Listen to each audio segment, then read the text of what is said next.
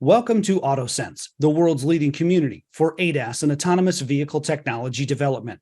We create best-in-class events, information, and training for the purpose of connecting the global community of engineers, scientists, and other automotive industry experts. Today, we are joined by a longtime member of the AutoSens family, somebody we look forward to interviewing at each and every event, Matt Daley, Technical Director at rFpro. Matt, welcome back to AutoSens. Good to see you again. Thank you, Carl. It's very kind, and it's always great to chat to you. And we always love getting back to the event each year. Indeed. So let's get an overview of rFpro for our viewers who may be new to AutoSens. Where does rFpro sit then in the simulation market? The simulation market is really quite wide. So quite uniquely, we have a heritage in real-time simulation.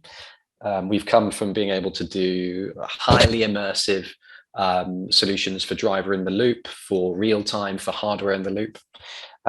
And it's all about having that hugely amount of flexible interfaces that we're able to do and work from different types of vehicle models, different types of traffic models, different types of hardware integrations, and now sensors as well. And that's one part of a market. But as I say, I think we're unique that we also offer a really finely integrated software in the loop and now training data generation. So, bringing in our new ray tracing system and the fully synchronous simulations mean that I don't think there's any other solution available on the market where people can invest with us for vehicle dynamics and end up having human factors testing as well as sensor development and then perception training data systems all coming off that same level of software knowledge that they've built up around rFpro. Of course. So robust solutions there, Matt. The main advantages of rFpro. So maybe some of the things that your customers and your clients talk about, what are some of the things that they notice about rFpro? And maybe further to that, what solutions does rFpro offer that are maybe most relevant to our AutoSens attendees? Sure. Yeah. So we touched on there, those hugely flexible interfaces. We are not a black box simulation. We're not here to tell you which vehicle model to use or which traffic system you're using. Those open APIs have been used for so many different applications, and that's really attractive when people are looking at what is the enterprise level solution that customers want to do, rather than having all of the different departments going off buying different solutions or home spinning things. So that's a massive advantage on the software integration side. And then it's famously, we are having the largest digital simulation assets in the world. Our library of digital road models is the biggest out there. They're the highest fidelity, they're the most accurate, and that is a massive thing to have them. They're simulation optimized. Your other question then is bringing it back to AutoSens. Specifically, it's got to be all about the ray tracing. It's got to be all about those sensor simulations and how are we doing for bringing engineering level simulations to such critical components as our camera sensors and our LiDAR and radar sensors in the world.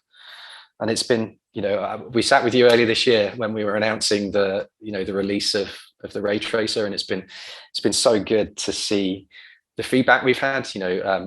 Genuinely across the different interviews we've done, the social media response has been fantastic. But obviously, most importantly, having our customers come back to us and tell us that not only do they like the general lighting and the color reproduction, the lighting reproduction, but those engineeringly critical things. So you really do need to have an accurate way of physically modeling how those sensors work. So the ray tracer's ability to do accurate motion blur, accurate rolling shutter effects. These are things that are so important, and we've had some really positive feedback on when the engineers have been able to test this out and show how they're able to reproduce those safety critical edge case real world data as well. Yeah, and what you're talking about, Matt, is hugely important. And I remember, the last time we spoke as part of AutoSense, we had talked about ray tracing. We also talked about your ongoing work with Sony Semiconductor Solutions. That was a big announcement right around the time we had last spoke as well.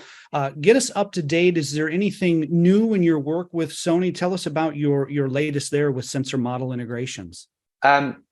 Technically, the integration is already there. It's already ready for people. The new really has been it's been great to see the people come and ask us. It's been fantastic. We've seen lots of different customers in different parts of the world interested in, learning about that CMOS level integration. How are we dealing with, individual sensors, specific rolling shutter times, different HDR methodologies and things like that. So being able to sit down and talk to people and see their response, sort of a little bit of shock sometimes. Oh, you've actually modeled it down to individual exposure frames going into each single image you're bringing up there.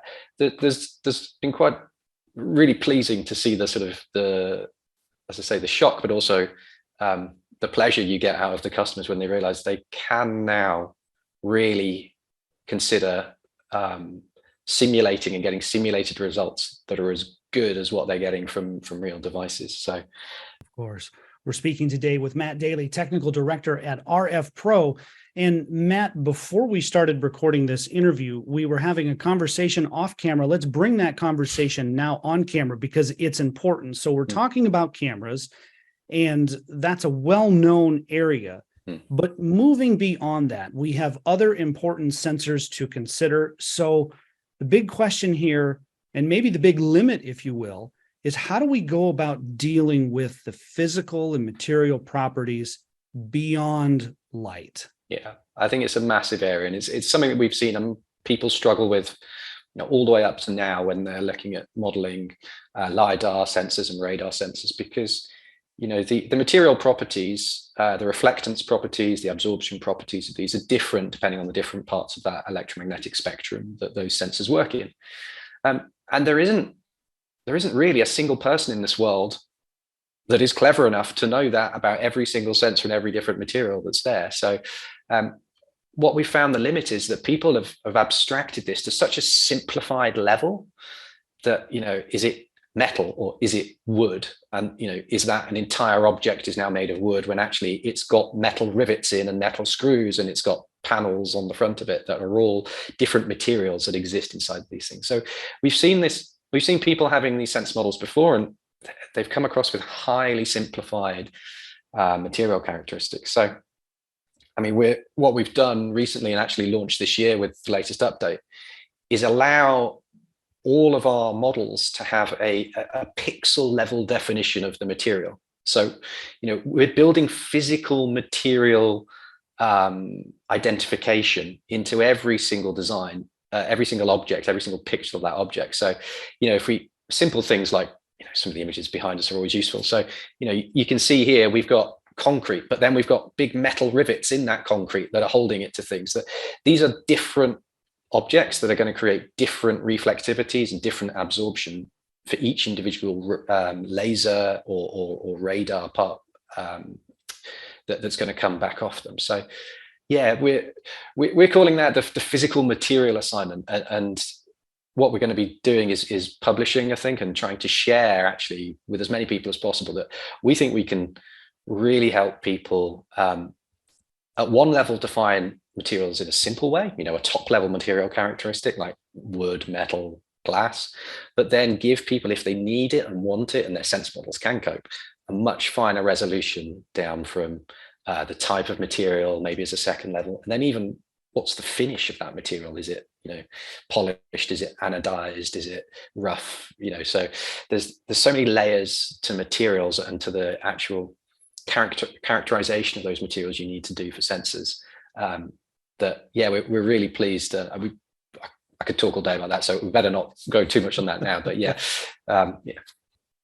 Matt, I so enjoy when we get the chance to sit down and do an interview like this for AutoSens. Matt Daley, technical director at rFpro, discussing some of the latest trends as far as functional ground truth, the identification of physical material properties. Matt, we're going to have to get caught up in the near future and expand on some of these emerging trends. I'm excited to see what's going to be happening, say 6 months to a year from now.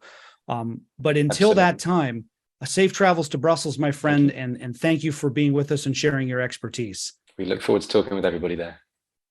For more in-depth interviews like this, subscribe to our YouTube channel and follow AutoSens on LinkedIn. For more information on our world-class events, visit auto-sense.com. That's auto-sense.com. In Detroit, on behalf of AutoSens, I'm Carl Anthony.